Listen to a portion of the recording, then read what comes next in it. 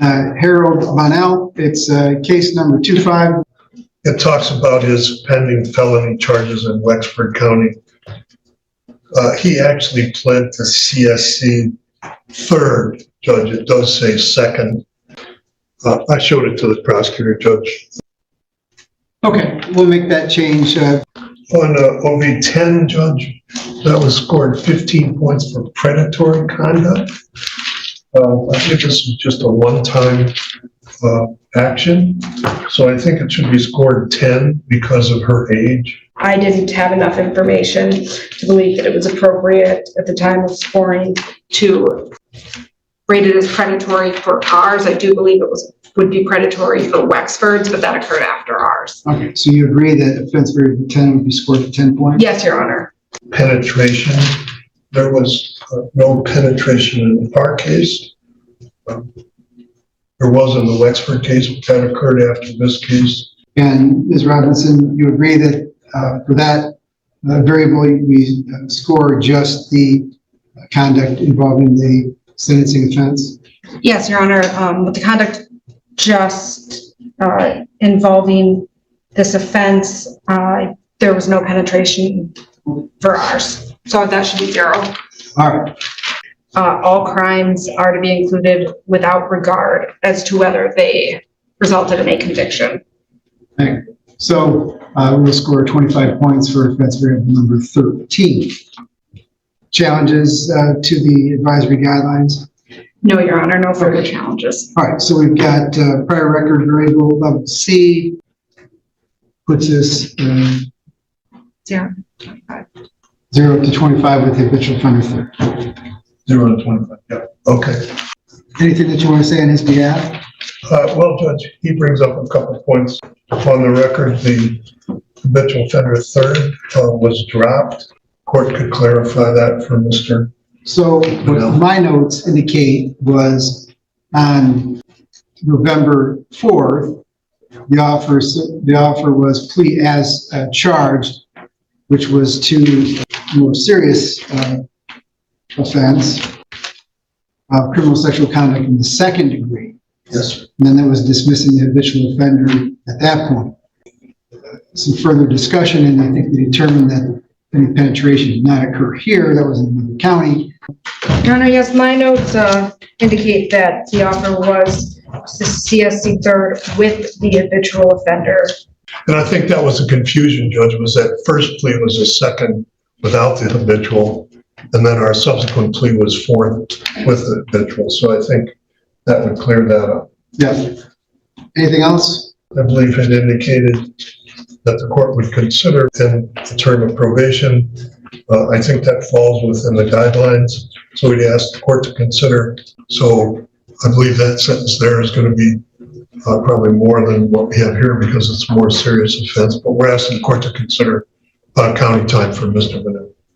So I did not indicate to Mr. Bonnell that I was considering a county sentence in terms of any sort of Cobb's agreement whatsoever. What I most likely said that it would be sentenced consistent with the advisory guidelines. That was my recollection. That wasn't his. Yeah. I didn't rule it out, but I didn't say I'm going to, he's going to get a county sentence. No, I didn't mean to give the court that impression. Is there anything that you want the court to consider? Since I've been in incarceration, I missed out on my daughter's surgery that's 9 months old, and I missed out on my son being born the 13th.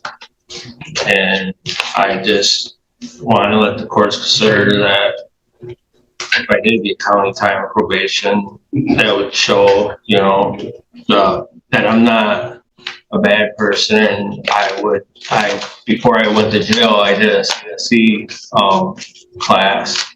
I passed that, and I just, I'm not some bad person or anything. I understand that what I did was wrong, and I really feel bad about it, and I don't want to be put away and not be able to be in my kids' life. I have 11 kids, and I had custody of my 9-year-old daughter. So I'm asking the court for a little leniency, and, I'm already getting sentenced up there. Their guidelines are 15 to 24 months. So I'm just asking, just to show you and prove to you that I'm not this evil person, and I'm not a career criminal. I mean, my last felonies were 25 years ago. I haven't been in trouble in 25 years. Haven't done nothing wrong besides, I'm at this. And like I said, I admitted that it was wrong, and I'm missing out on a lot of important things in my life. And I understand that's worse than, doing prison or jail, not being in my daughter's life with brain surgery and seeing my son be born. I haven't even gotten to see my son. So I'm asking, to consider that and let me prove to you that I'm not this bad person, and whatever I have to do, I will do, and I will show you everything. Well, it's one of those things where it's hard to separate, decent people who do bad things, and at what point do they cross the line where they become a bad person? And to me, I don't really have to make that distinction, because to me, it's almost the same, that a person, you, did bad things. I mean, I can't imagine what was going through your mind, or even what's going through your mind today, to think that you're not a bad person.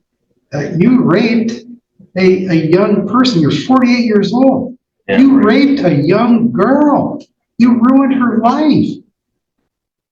And how you can sit there and think that you're not a bad person, and you want this court to feel bad for you that you haven't seen your daughter or haven't seen your son. I mean, I feel bad for your family. I don't feel bad for you one bit, because you earned this. These are the consequences of your action. You shouldn't be around any kids. I did not rape her. Okay, well then let's let you withdraw your plea. See what happens. See what a jury thinks. Is that what you want to do? You don't think you did anything wrong, you can withdraw your plea. Well, you said I had sex with her here. I didn't have sex. I didn't say you had sex with her here. You said I raped her, and I never. You did. You did it in Wexford County. I never raped her. All right. Well, I guess we can agree to disagree. Anything that you want the court to consider? Yeah, and I'd like to put on the record, family of the victim is here, I believe the victim is with them. They've indicated they don't wish to speak, but just make an argument on their behalf to the court that this isn't even a crime that just affected one person. It impacted the family, and that is because the child that the defendant has not seen is the nephew of the victim. The defendant had a partner, and what ultimately it came down to is whether or not they were legally married at the time. But either way, this was her older sister's partner, her older sister's, baby's father, and he took advantage of her and had sex with her. And the fact that he can sit here today and try to minimize what he did, it's really difficult for me to listen to. I think it's probably difficult for them to listen to. I think it shows that whatever metric somebody used to say that he, quote unquote, passed a sex offender class, that metric is broken. Because if he does not take responsibility for what he did, he believes that it should be minimized, that he is a danger. He is somebody who is placing everybody at risk. And he says he hasn't been in trouble in 15 years or in 25 years. So I understand maybe he doesn't have any felony convictions in that long, but he has a domestic violence conviction from 2015. So maybe he doesn't think that counts as being in trouble. He's dangerous. He is somebody who not only, took advantage of a young girl here, he then went elsewhere with her up to, I believe, his home up in Wexford and escalated that behavior. I would ask this court to sentence him to the top of the guidelines. I believe that he has shown through his actions in here and then the continued actions in Wexford, as well as his comments here today, that he's dangerous and that there's nothing else that is going to keep anybody safe except keeping him incarcerated. Thank you, Your Honor. Yes, the court finds that the advisory guidelines would suggest a sentence between 0 and 25 months. The court's going to exercise my discretion, sentence consistent with the advisory guidelines, consistent with the plea agreement in this case. It'd be the sentence of the court that this defendant served 25 months on the minimum to a maximum of 4 years with the Michigan Department of Corrections. He used to have no contact with victim in this case. There was a $130 Crime Victims' Rights Fund fee, a $60 DNA fee, a $68 state cost assessment. He used to register as a sex offender. If this crime had a higher maximum penalty, and if the advisory guidelines were higher, you would get a higher sentence. You take no responsibility for your actions. And I can just tell you that if you continue with that attitude and belief in the Michigan Department of Corrections, you will not make parole, which would be fine with me.